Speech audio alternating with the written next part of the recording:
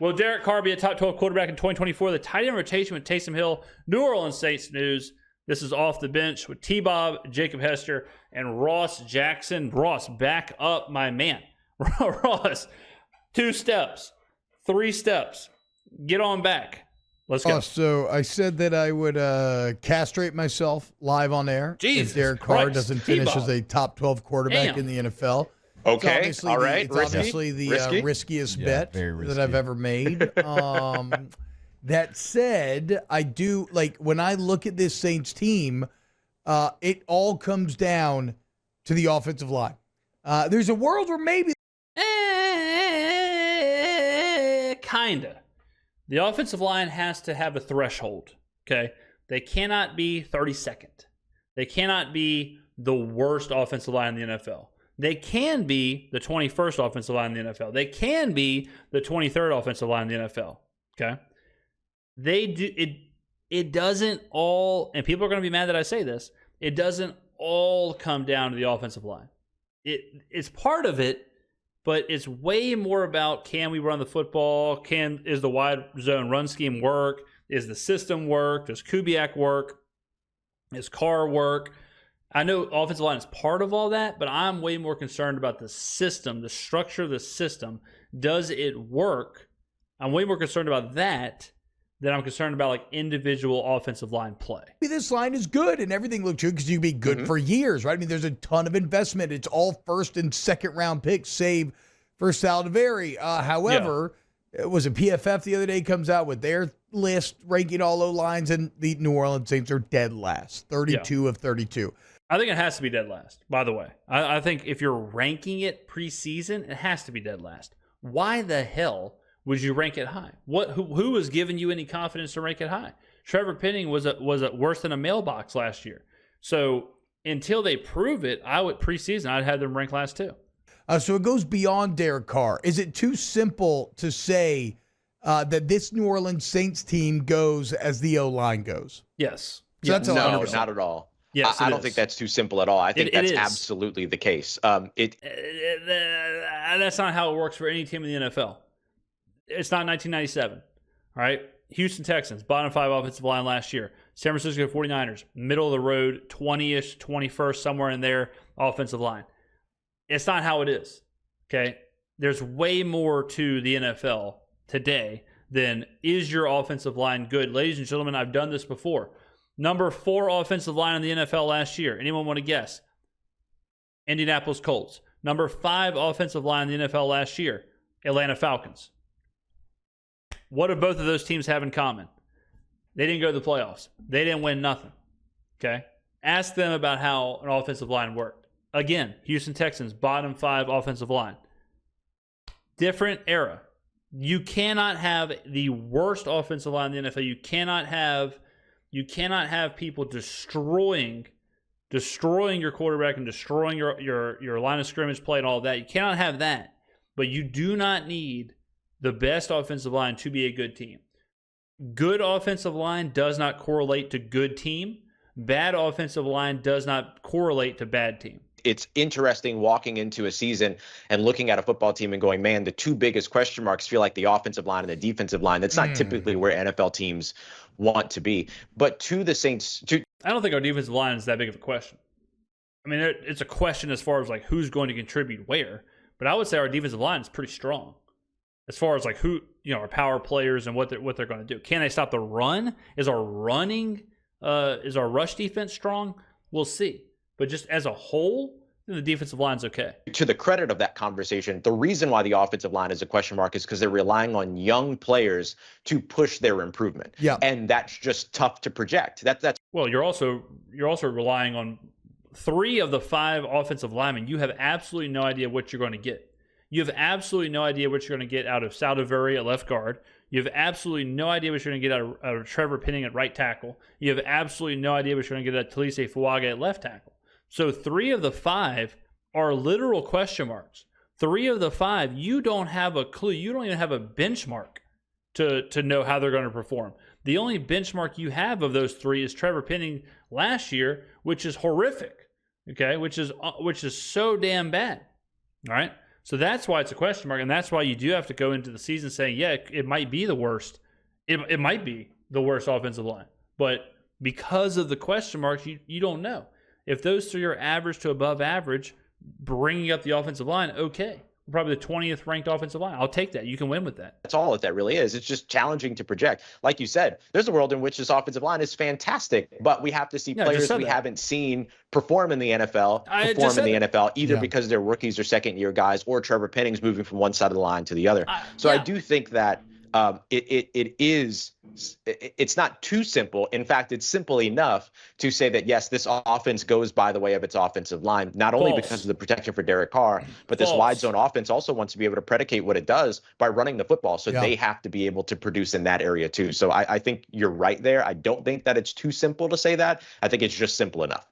What about the tight end position? A position where you have an injury to Juwan Johnson. Obviously, Foster Moreau is going to be there as well. Taysom Hill kind of looks like he's maybe going to be in the backfield as much as he is at tight end. Like, where are you at right now? You brought in a very talented undrafted free agent rookie. He led the tight ends across the country in college football last year in yards. Like, where are you at right now with that position group? Yeah. Questionable. The good thing about this system is that it's not going to rely on a tried and true old school tight end. Line up, be a tight end. They're going to move pieces around. Your tight end could be Taysom, could be Foster, could be Hooker, could be anybody. Hooker, I just met her. Could be anyone.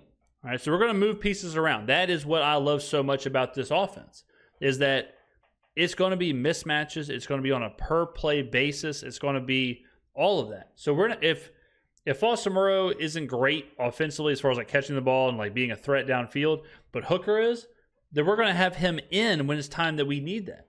The flexibility of this offense, this scheme, is what I think is the best part of it and what we need the most because of our roster. I should say too, real quick for T-Bob, just to kind of like bring your anxiety down. I think you're going to be fine. Yeah. I think you're going to be fine when it comes to Derek Carr, top 12. Thank you. I think you're going to be okay. Talking about. You should put a caveat. You should caveat injury just to protect yourself. I did an injury caveat. Okay, good. Yeah. So we're if he misses, I think it's like more than 4 or 5 games, and it doesn't count. But good. Yeah, here's to hoping, man.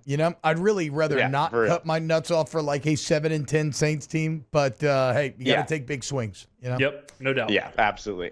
So when it comes to the fun fact, I did a bet not like this, but I did a bet one time where I said this is probably like 2013, 2014, but I said the NBA season started, and I said I will not eat solid food. I will go on a liquid diet, a liquid fast, until the Pelicans win a game.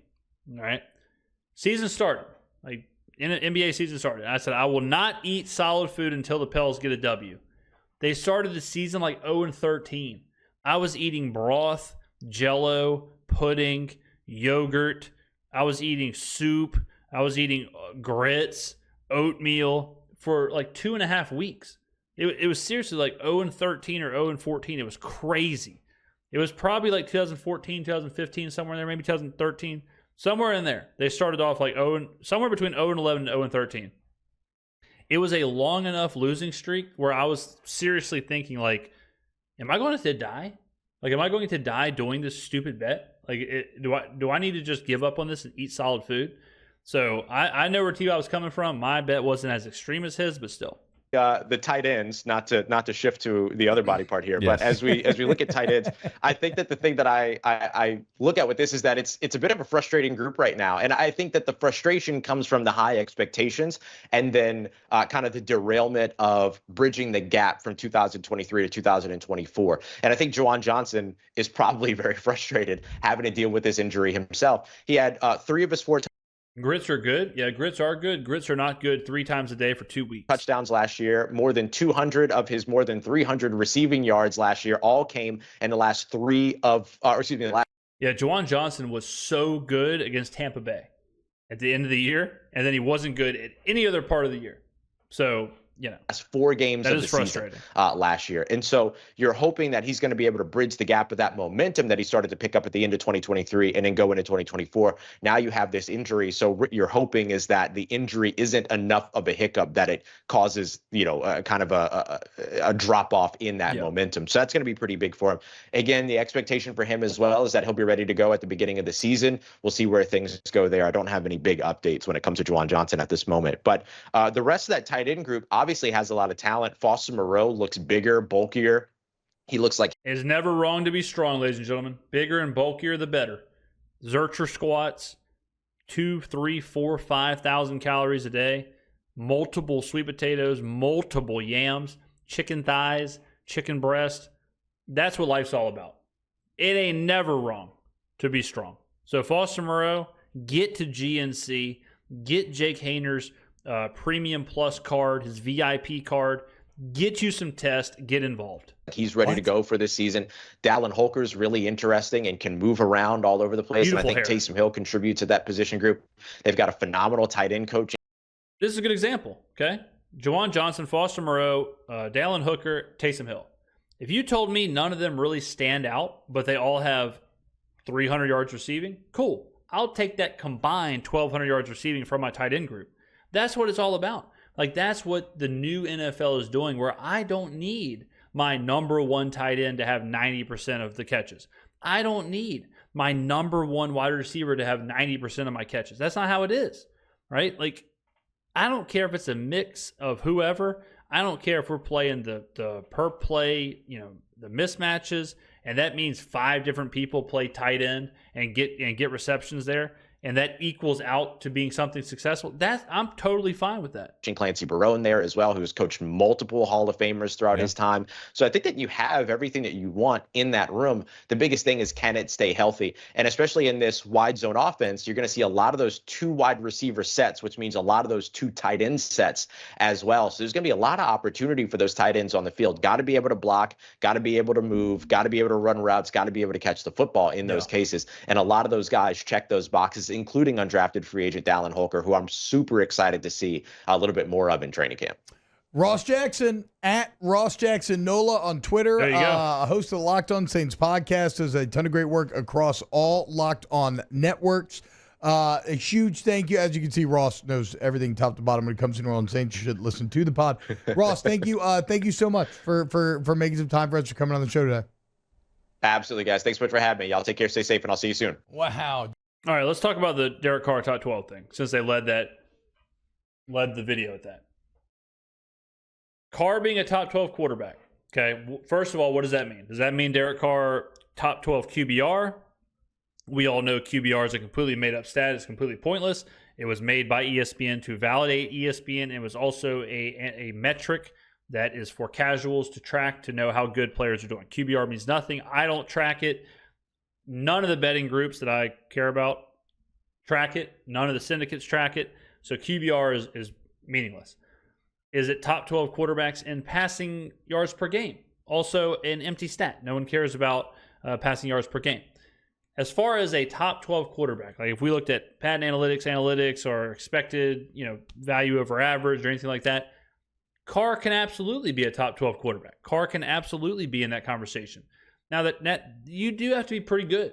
Like in today's NFL, considering everyone stays healthy, like obviously if Aaron Rodgers and Joe Burrow get hurt again, changes things, but there are good quarterbacks. We are in a good quarterback world right now. We are in a viable quarterback world of the NFL where every team kind of has their guy. Like if you look at the NFC West, you're talking about Brock Purdy, who was getting MVP votes last year, Geno Smith, Matt Stafford, and Kyler Murray. Pretty strong. Like all those guys, pretty strong. You look at the AFC North. All right, you go with the Russell Wilson, we'll say he beats out Justin Fields. Russell Wilson, Lamar Jackson, Joe Burrow, Deshaun Watson, pretty strong. Okay. You go to the AFC South. CJ Stroud, Trevor Lawrence, Will Levis, whatever you think about him. I'm not going to say Levis is good or bad just yet. I lean towards bad.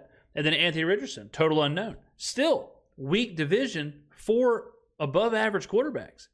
We're not in a situation right now where it's like horrible quarterbacks. There are bad quarterbacks. I'm not saying that, but there are more than 12 good quarterbacks in the NFL.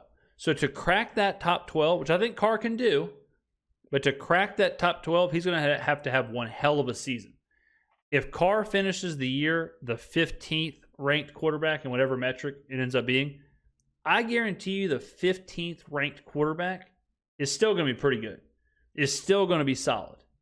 I mean, it is one of the deepest quarterback leagues I can remember. It's way up there. Way up there. Because I was doing the same thing. So I did my quarterback ranking, and Carr, for me, landed, I think, 16. He was in the tier from 14 to 20, maybe somewhere in there. He was in the same tier with like Geno, Trevor Lawrence, Kirk Cousins. And I was going into that ranking thinking Carr will definitely be in my top 12. And then by the time we did it all, I was like, well, damn, like, I don't know. Like 12 quarterbacks is a lot. Let's just take a look at it right now. Let's just look at just NFL quarterbacks just in general, just so we can look at some names here. Let's just take a look. Yeah, we'll do it this way. All right, so if we look at it like this, like, all right, Patrick Mahomes, elite level, high A+ tier. Lamar Jackson, elite level, A+ tier. Joe Burrow, same. Josh Allen, same. Justin Herbert, not the same level, but still good. Prescott, not the same level, but still good. Stafford, still good. Rodgers, I mean, Aaron Rodgers is the 8th best quarterback on this list. Jalen Hurts, 2 years ago, was the MVP. CJ Stroud, last year, a lot of people thought he could be the MVP. Jordan Love, 11. Trevor Lawrence, I'm down on Trevor Lawrence. Brock Purdy, last year, getting MVP votes. Tua, 14. Tua, last year, getting MVP votes. Jared Goff, I know a lot of people right now saying Jared Goff will be the MVP this year. Jared Goff, NFC champion or NFC championship game level team quarterback, has had great years. Like we're now at 18, and we're at Geno Smith. Baker Mayfield, coming off a career year, 20th. I mean, these quarterbacks, even like 24, Anthony Richardson, we don't know yet, but he looked good at times last year. It's really not until Trevor Lawrence is a scam artist, I agree with that. It's really not until the Sam Darnold, Aiden O'Connell, Daniel Jones, it's really not until that group where it's like, these are bad players. The top 20 are legitimate, bona fide, starting level quarterbacks in the NFL. Jared Goff being 16 is wild. Geno Smith being 18 is wild. That is deep. That is some depth at quarterback. When Baker Mayfield is 20th, right? It is crazy. So to say top 12 is a lot. Trevor Lawrence is not it. I agree. Look, I've been preaching. I think Trevor Lawrence is average as it gets. I guarantee you that. But like, this is the group that Carr is going to have to beat out. If Carr wants to be top 12, he is going to have to beat out the group of Trevor Lawrence, Brock Purdy, Tua, Kirk Cousins. I think Goff is way better than 16. So I'm not going to count Goff. I think Goff's top 10. He will have to beat Geno Smith, Kirk Cousins, Tua, Purdy, Lawrence, Love, Mayfield. That's who he'll have to beat. That's some serious competition. 100%. So I think he can be top 12, but I don't think the Saints need him to be top 12. The Saints need him to be top 18-ish. If Carr is top 18-ish, I think the Saints will be fine. I think they can absolutely win with him being somewhere in this group right here. Again, I think Goff is way better, but I think, if you told me that he's right here, if he's right around Geno, right around Caleb Williams, right around Baker Mayfield, you can win with that. You hear about guys losing a step in the late 20s. Are they doing any tests yearly as far as how fast they can run, how much they can bench squat? I feel like they just say that. I agree. I think they do just say that. You look at Tom Brady. Tom Brady was such a better athlete at 42 than he was at 23. So I think they say that. I don't put much into that. I mean, I can just speak for myself. 24 compared to 34? 34 is way better. 100%. 100%. This is a deep quarterback league. Yeah, this is a very, very deep league. I mean, Russell Wilson is 22. I'm not saying Russell Wilson is good, but damn. Deshaun Watson is getting paid $250 million to be 23. Anthony Richardson looked really good until he got hurt. Bryce Young, garbage. I would take Jaden Daniels over Bryce Young so fast it would make your head spin.